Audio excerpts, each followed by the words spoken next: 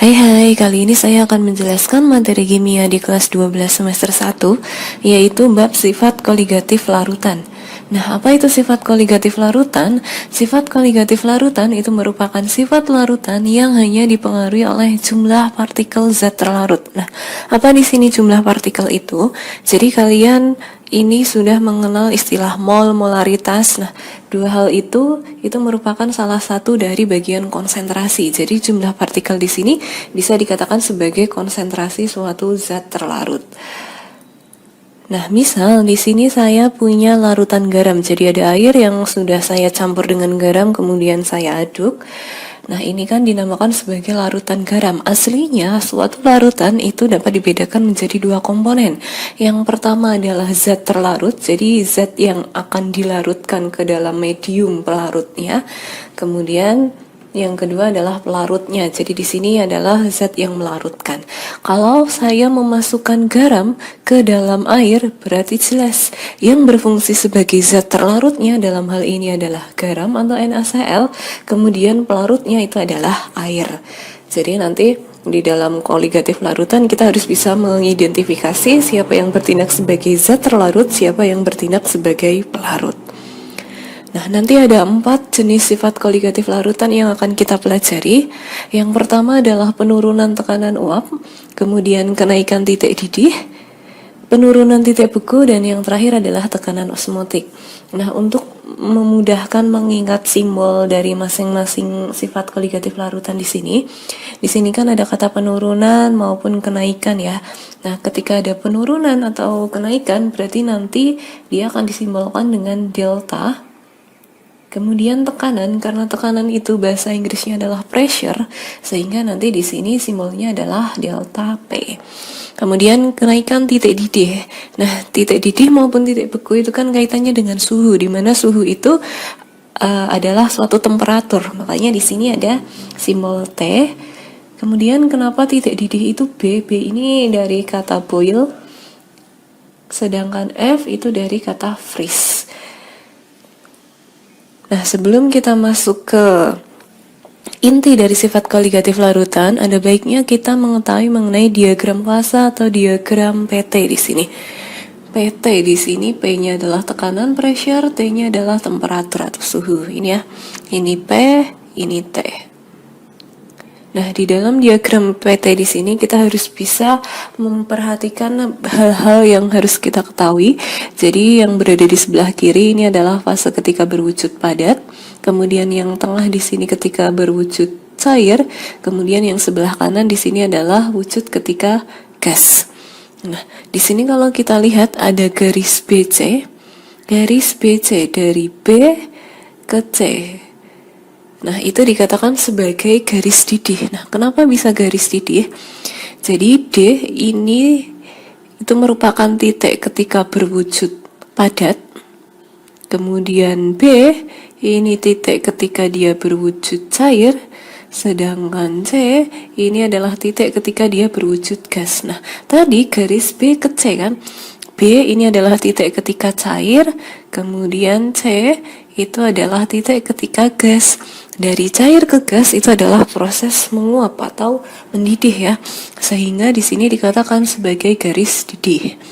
Sedangkan garis B tadi adalah titik ketika cair, D adalah ketika padat. Dari cair ke padat itu adalah proses membeku kan, sehingga garis BD di sini dikatakan sebagai garis beku. Dan yang ketiga ada garis AB.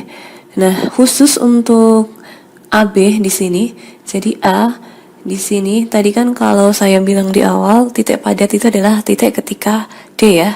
Nah, khusus dalam proses sublimasi nanti padatnya akan berubah di A. Kemudian gasnya akan berubah di B. Jadi khusus untuk sublimasi nanti titik padatnya adalah A, sedangkan titik gasnya adalah titik B. Nah, kemudian yang keempat, perpotongan antara garis didih dengan garis beku dan garis sublimasi itu disebut titik triple. Jadi di sini nih titik triple. Nah, di sini adalah titik triple. Nah, di sini ada gambar diagram fase untuk lebih detailnya. Sama seperti tadi, di bagian kiri itu adalah wujud padat, kemudian yang tengah itu cair, sedangkan yang sebelah kanan itu adalah uap. Atau saya tulis saja agar sama dengan yang tadi, ini adalah gas. Nah, kalau kita lihat untuk sumbu yang horizontal, ini adalah sumbu untuk temperatur. Temperatur kaitannya dengan titik beku dan titik didih. Kita tahu bahwa titik beku suatu larutan itu pasti suhunya rendah. Nah, berarti di sini kan ada A dan B, kemudian ada bagian C dan D. Karena A, B di sini terletak di angka yang lebih rendah ya, berarti ini nanti itu merupakan daerahnya titik beku, sedangkan CD karena dia lebih tinggi pasti dia daerahnya untuk titik didih.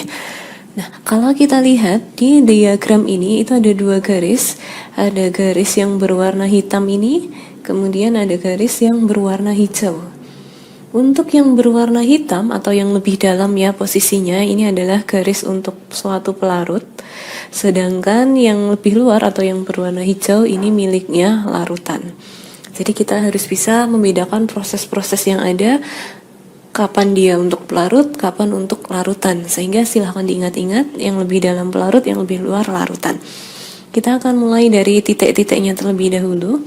Di sini titik A, nih ya, titik A. Kalau kita ambil garis ke atas, dia akan bertemu dengan garis yang berwarna hijau. Berarti titik A di sini itu merupakan titik beku dari suatu larutan, karena yang hijau tadi punyanya larutan. Sedangkan yang B, kalau kita tarik garis ke atas, dia akan bertemu dengan garis yang berwarna hitam. Hitam tadi miliknya pelarut. Sehingga titik B itu adalah titik beku dari suatu pelarut. Begitu pula dengan C. C di sini tadi titik didih ya. Kalau kita ambil garis ke atas, dia akan bertemu dengan yang berwarna hitam, berarti dia miliknya pelarut. Berarti C itu adalah titik didih dari pelarut. Sedangkan D, ini juga titik didih. Ketika kita ambil garis ke atas, dia akan bertemu dengan warna hijau. Dia merupakan titik didih dari suatu larutan. Nah, tentunya dari AB maupun CD di sini ada nama proses yang bisa kita identifikasi. Jadi AB di sini nanti dia akan sama dengan HI ya kalau kita ambil garis ke atas. Jadi AB atau HI itu merupakan perubahan titik beku. Jadi kan perubahan dari A ke B atau perubahan H ke I ini ya, itu merupakan perubahan titik beku. Sedangkan CD ke CK atau CK itu merupakan perubahan titik didih. Sekarang kita akan membicarakan prosesnya, sama halnya seperti tadi ya. Silahkan dipegang konsepnya. HI ini adalah titik ketika dia berwujud padat. Kemudian EF ini adalah titik ketika dia berwujud cair. Sedangkan CK ini adalah titik ketika dia berwujud gas. Nah, yang pertama, proses mencair larutan. Di sini tertulis HF. Kenapa bisa HF? Mencair itu adalah proses dari padat ke cair. Kemudian yang ditanyakan adalah larutan. Berarti kita harus lihat yang hijau. Yang hijau ini ya. Titik padat dari larutan itu adalah titik H. Sedangkan titik cairnya itu adalah titik F. Sehingga proses mencair larutan itu merupakan H ke F. Jadi tidak boleh dibolak-balik ya, karena nanti kalau dibolak-balik itu akan berbeda prosesnya. Kemudian proses membeku pelarut. Kalau mencair tadi dari padat ke cair, membeku itu dari cair ke padat. Di sini miliknya pelarut. Cair ke padat untuk pelarut. Pelarut yang hitam, titik cair pelarut tadi adalah yang E, kemudian titik padatnya adalah yang I. Jadi proses membeku pelarut itu E ke I. Contoh yang berikutnya itu adalah proses menguap pelarut. Menguap di sini adalah cair ke gas.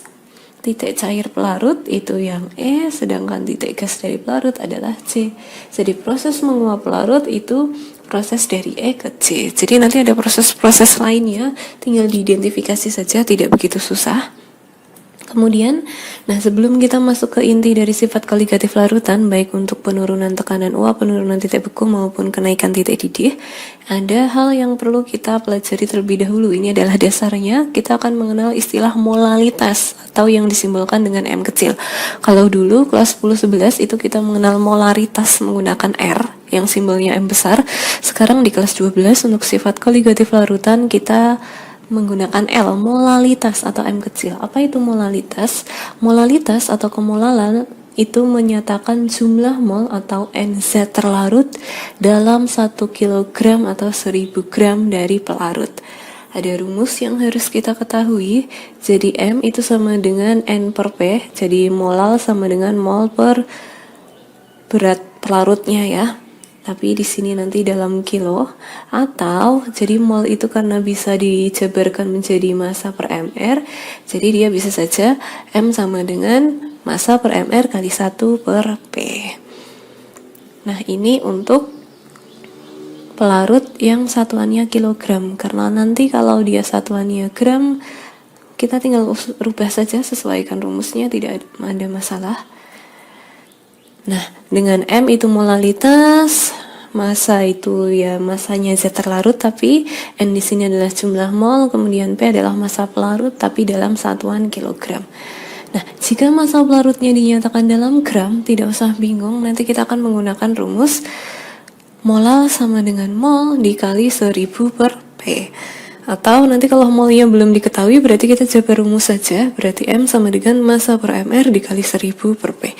Jadi nanti tinggal disesuaikan saja kapan menggunakan rumus yang atas, kapan menggunakan rumus yang bawah. Tidak ada masalah. Kita akan coba 2 tipe soal untuk molalitas. Suatu gliserin atau C3H5OH3 dibuat dengan melarutkan 23 gram senyawa tersebut dalam 100 gram air. Jika ARC 12, O16, dan H1, maka molalitas larutan tersebut adalah berapa? Kalau kita lihat di sini pelarutnya, jadi gliserin dilarutkan dalam H2O atau air. Jadi jelas zat terlarutnya adalah gliserin, pelarutnya adalah air. Ini ya H2O. Di sini air dia dalam satuan gram, berarti mencari molalitas kita tinggal menggunakan rumus yang massa per mr dikali 1000 per P. Karena molnya belum ada, kita menggunakan rumus yang panjang agar langsung. Massanya, jadi yang atas itu adalah massa zat terlarut. Atau kalau mau lebih mudahnya ya, pasti massa di sini angka yang lebih kecil, sedangkan P itu adalah angka yang lebih besar nanti dalam massa. Jadi massanya sudah ada 23, mr gliserinnya belum ada, kita cari dulu saja. Mr C3H5OH3. Tinggal dijabarkan 3 kali ARC ditambah 8 kali ARH ditambah 3 kali ARO. Jadi 3 kali 12 tambah 8 kali 1 tambah 3 kali 16, hasilnya adalah 92. Kita masukkan saja ke rumusnya. Massanya 23 per 92 dikali dengan 1000 per 100, P-nya 100 ya. Ini bisa kita coret-coret seperti ini. Kemudian 23 dan 92 ini hilang. Kemudian di sini 4. Jadi tinggal 10 per 4. 10 per 4 adalah 2,5 molal. Sehingga contoh yang pertama ini jawabannya adalah yang B. Yang kedua, ini tipe soal yang lain ya, untuk menentukan molalitas atau kemolalan. Kemolalan larutan NaCl 10% massa dalam air adalah berapa? Di mana mR NaCl adalah 58,51. Jadi di sini ada larutan NaCl. Berarti kan kalau dia larutan NaCl 10%, artinya dalam larutan itu ada zat terlarut dan pelarut ya. Zat terlarutnya adalah NaCl, pelarutnya jelas air.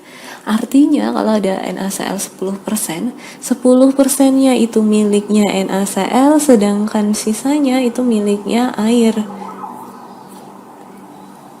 Nah, di mana di dalam kimia silahkan pegang konsep saja bahwa persen itu akan langsung kita sama dengankan dengan massa. Jadi tidak usah bingung. Dengan kata lain, nanti massa dari NaCl atau zat terlarut itu adalah 10, massa pelarutnya adalah 90. Kita akan menggunakan rumus yang massa per mr kali 1000 per P. Massanya tadi 10 per 58,51 kali 1000 per 90. Hasilnya adalah 1,9 molal. Nah, contoh yang kedua ini jawabannya adalah yang C. Kemudian dasar yang kedua ada istilah fraksi mol, dia disimbolkan dengan X. Apa itu fraksi mol?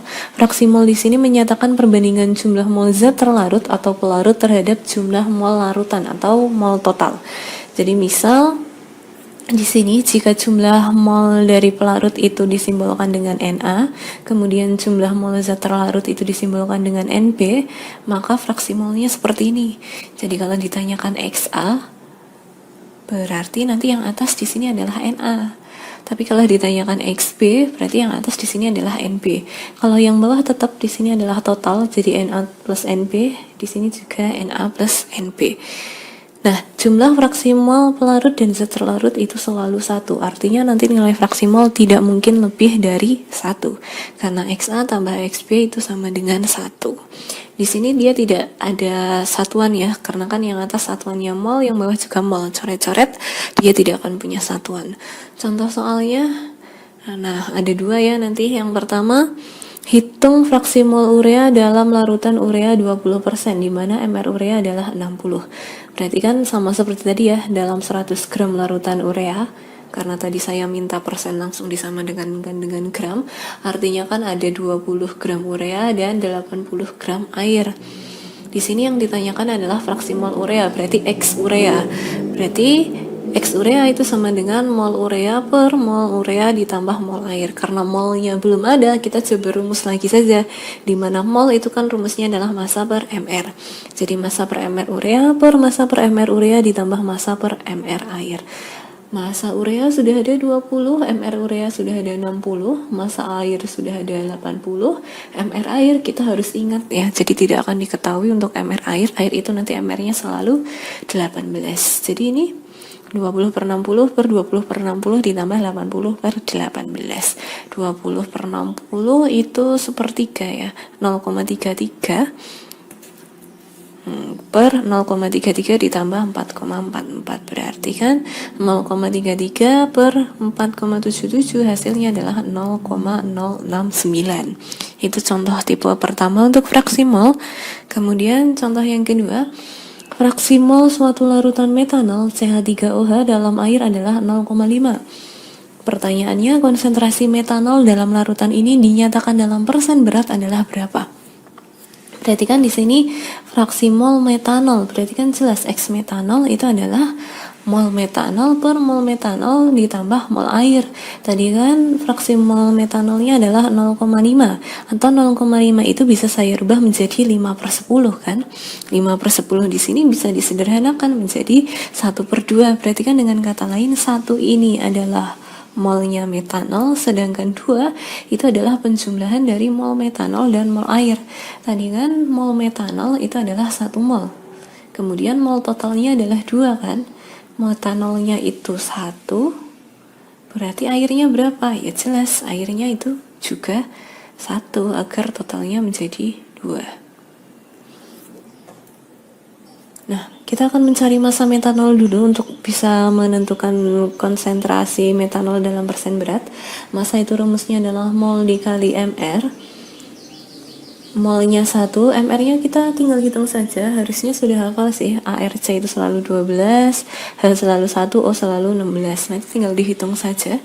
Jadi mR-nya 32, sehingga massa metanol adalah 32 gram. Sedangkan massa air, sama rumusnya mol kali mR, mR air tadi 18, 1 kali 18 adalah 18 gram. Kita tinggal mencari persen metanol. Berarti massa metanol per massa total dikali 100%. Massa metanolnya 32, massa totalnya 32 ditambah 18 kali 100%, berarti 32 per 50 dikali 100%, hasilnya adalah 64%. Sehingga contoh soal yang keempat ini jawabannya adalah yang C. Nah, sekarang kita akan masuk ke 4 perhitungan inti dari sifat koligatif larutan. Tadi ada penurunan tekanan uap, kenaikan titik didih, penurunan titik beku, dan tekanan osmotik. Nah, sebelumnya untuk bisa mengerjakan soal mengenai 4 hal ini, saya akan membahas terlebih dahulu bagaimana cara membedakan antara larutan elektrolit dan non-elektrolit secara singkat saja. Yang pertama untuk larutan non-elektrolit. Nah, untuk larutan non-elektrolit, Di dalam rumus senyawanya itu akan ada unsur C, H, dan O, kecuali untuk gugus COOH. Gugus COOH di sini ada beberapa, misal yang sering dikeluarkan adalah CH3COOH, HCOOH, dan lain-lain. Jadi di contoh dua senyawa ini kan punya gugus COOH, COOH. Jadi nanti dia termasuk ke dalam elektrolit ya. Nah, contoh senyawa-senyawa yang termasuk ke dalam non-elektrolit, yang pertama ada C6H12O6, ada glukosa. Di sini ada unsur C, ada H, ada O, sehingga dia non-elektrolit. Yang kedua ada gula, C12H22O11, ada C, H, dan O juga. Dia non-elektrolit juga.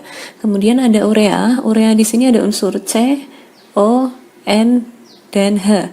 Walaupun ada N, asal C, H, dan O-nya itu ada di dalam rumus senyawa tersebut, itu termasuk non-elektrolit. Kemudian yang berikutnya ada C2H5OH, ada C, ada H, ada O juga. Dia adalah etanol atau alkohol. Nah, bagaimana dengan elektrolit? Tidak usah dihafalkan untuk elektrolit karena ada banyak sekali. Intinya kalau kita bisa mengidentifikasi non-elektrolit, yang lainnya berarti elektrolit, seperti itu. Yang termasuk ke dalam elektrolit itu ada asam lemah, asam kuat, basa lemah, garam, dan sebagainya. Jadi ada sangat banyak. Nanti di dalam sifat koligatif larutan, untuk larutan elektrolit kita akan mengenal istilah faktor Van Hoff yang disimbolkan dengan I. I di sini rumusnya adalah 1 ditambah N-1 alfa. N di sini adalah jumlah ionnya, sedangkan alfa itu adalah nilai dari derajat ionisasi. Nah, contoh penentuan jumlah ion, jadi di sini saya punya beberapa. Ada KBr. Mudah saja, KBr di sini kan ada unsur K dan ada unsur Br. Jumlahnya kan masing-masing 1, totalnya 2, sehingga jumlah ionnya 2. Al F3, ada Al jumlahnya 1, ada F jumlahnya 3, berarti totalnya 4. Bagaimana dengan 3 contoh yang terakhir? Ada Na2SO4. Hati-hati di sini. Di sini ada Na jumlahnya 2. Nah, tapi di sini ternyata jumlah ionnya hanya 3. Ingat, untuk ion poliatomik, dalam hal ini kalau ada unsur diikuti dengan O, dia artinya satu kesatuan. Di sini kan ada S diikuti O, berarti SO4 di sini adalah satu kesatuan, kita hitung dia 1. Berarti ada Na jumlahnya 2, SO4 1, totalnya 3. CaCO3, di sini ada unsur C diikuti O, berarti CO3 di sini satu kesatuan, dia adalah ion poliatomik, berarti Ca-nya 1, CO3-nya 1, totalnya 2. Kemudian ada Ba3PO42, Ba-nya ada 3, kemudian PO4 ini satu kesatuannya, jumlahnya 2, berarti totalnya adalah 5. Jadi seperti itu caranya. Yang pertama adalah penurunan tekanan uap. Untuk non-elektrolit nanti rumus delta P adalah X terlarut dikali dengan P0. P itu X pelarut dikali dengan P0. Kalau elektrolit nanti delta P X terlarut kali P0 kali I. Bedanya hanya ada di sini nih. Kalau elektrolit nanti masih harus dikalikan dengan faktor Van Hoff-nya atau I-nya. Nah, dengan P itu adalah tekanan uap larutannya. Kalau P0 itu adalah tekanan uap larut murni. X terlarut berarti fraksi mol Z terlarut. X pelarut adalah fraksi mol dari pelarutnya. I adalah faktor Van Hoff. Nah, selisih antara tekanan uap larut dengan tekanan uap larutan nanti akan disebut dengan penurunan tekanan uap atau delta P. Atau kalau ditulis dengan rumus, delta P itu sama dengan P0 dikurangi dengan P. Contoh soalnya, glukosa dengan MR 180 mol sebanyak 36 gram dilarutkan dalam 500 gram air yang MR-nya 18 pada suhu 25 derajat Celcius. Bila tekanan uap air jenuh pada suhu tersebut adalah 23,76 mmHg, berapa penurunan tekanan uapnya? Di sini yang ditanyakan adalah penurunan tekanan uap.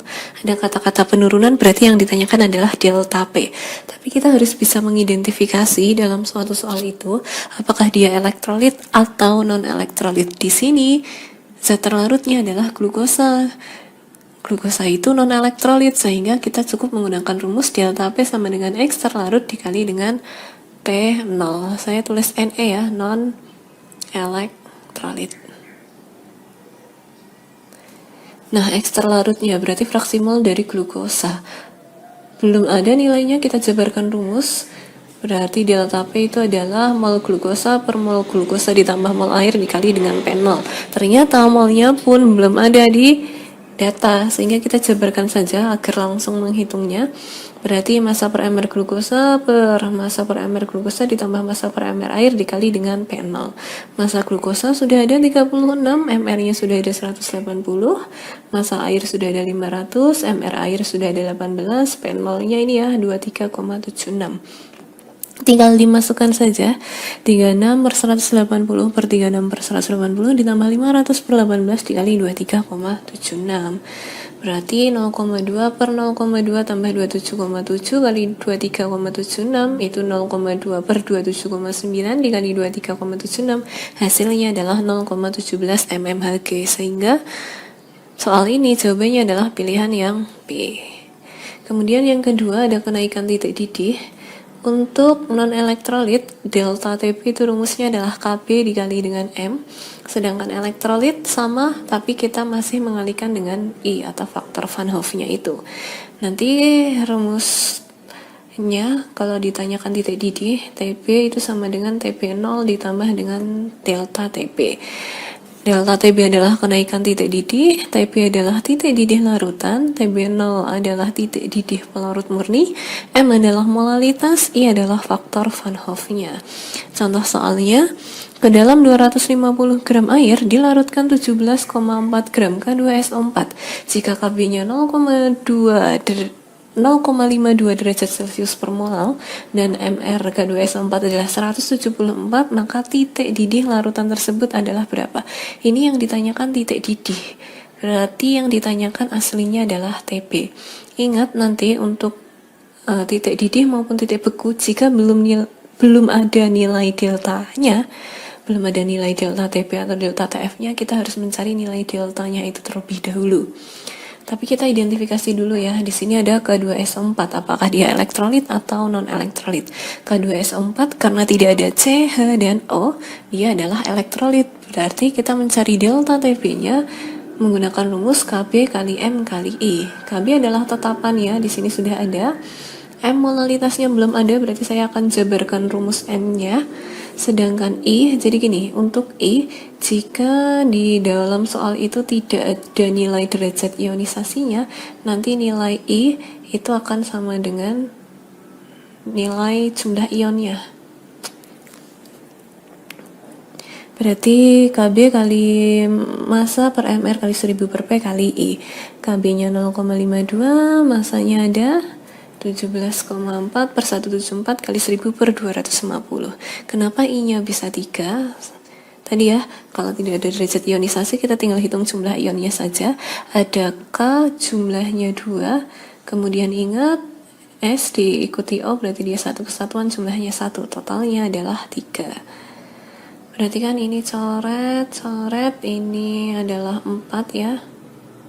Kemudian ini kalau dicoret-coret, adalah 10 yang bawah.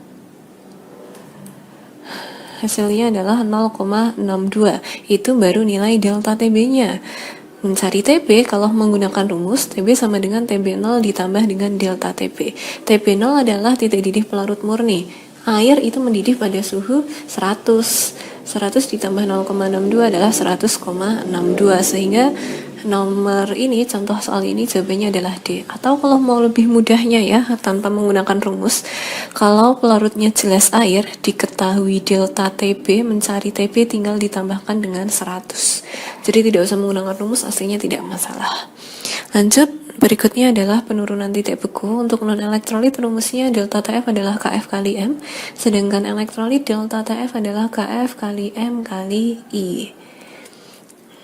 Nah, untuk titik bekunya Tf itu adalah Tf0 dikurangi dengan delta Tf. Tf0 di sini nanti ya keterangannya delta Tf penurunan titik beku, kemudian Tf titik beku larutan, Tf0 titik beku pelarut murni, M molalitas, I faktor Van Hoff. Kalau misal pelarutnya air, ingat air akan membeku pada suhu 0 derajat. Contoh, berapakah massa NaCl yang harus ditambahkan dalam 5 liter air agar larutan membeku pada suhu negatif 5 derajat Celcius? Identifikasi dulu NaCl karena tidak ada C, H, dan O, berarti dia adalah elektrolit. Di sini ada kata-kata agar larutan membeku pada suhu negatif 5. Hati-hati, kita harus identifikasi negatif 5 itu sebagai apa. Dia sebagai titik beku atau TF. Berarti kan di sini TF-nya sudah ada ya, TF itu kan negatif 5. Kita akan cari delta TF-nya. Berarti kan TF sama dengan TF0 dikurangi delta TF. Negatif 5 sama dengan 0 min delta TF. Berarti delta TF sama dengan 5.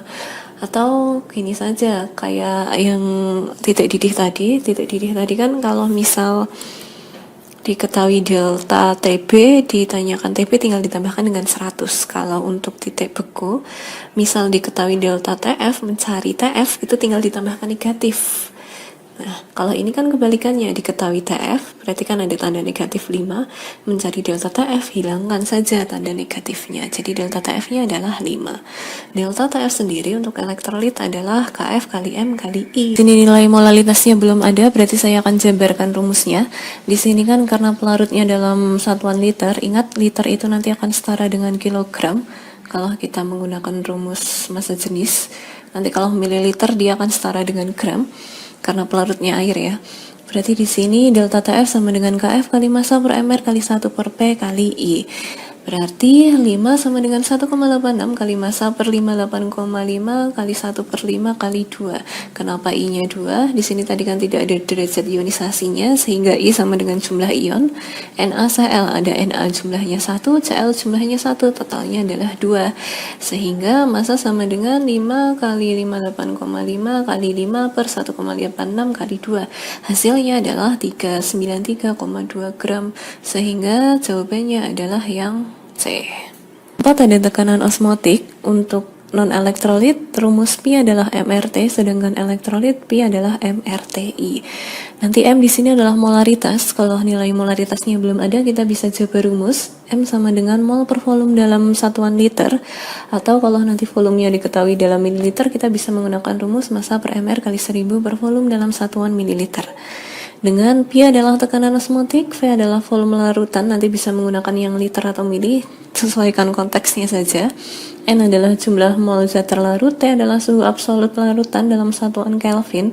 Kalau Kelvin nanti berarti kalau masih dalam derajat Celcius, dia ditambah dengan 273.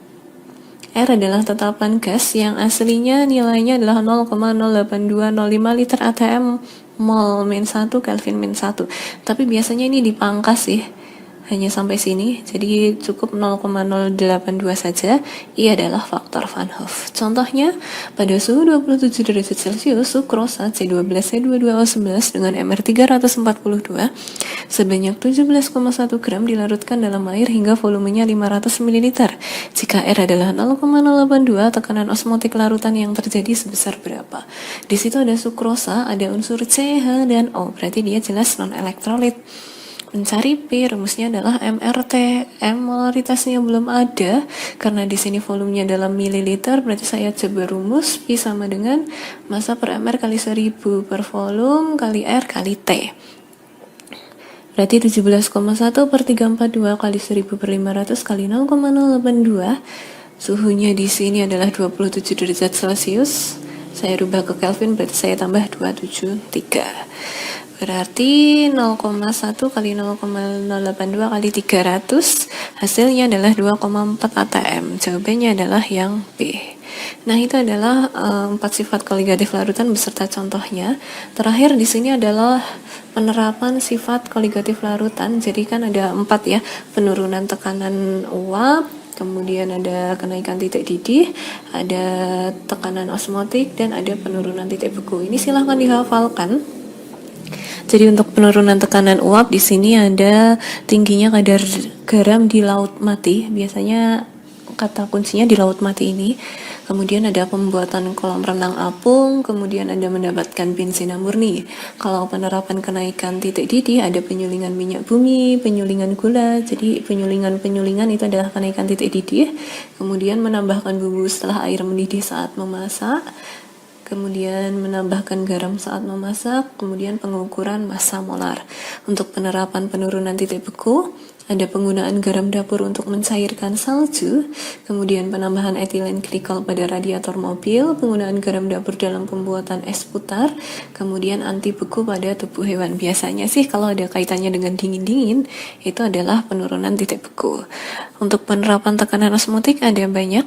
Yang pertama, naiknya air tanah melalui akar ke seluruh bagian tanaman, kemudian penggunaan garam dapur untuk membunuh lintah, penggunaan garam dapur untuk mengawetkan makanan, kemudian proses yang terjadi dalam cuci darah ya atau dialisis, kemudian ada penggunaan cairan tetes mata dan pemisahan zat beracun dalam air limbah. Oke, sekian dulu penjelasan dari bab sifat koligatif larutan. Kalau ada yang mau ditanyakan silahkan ditanyakan. See you.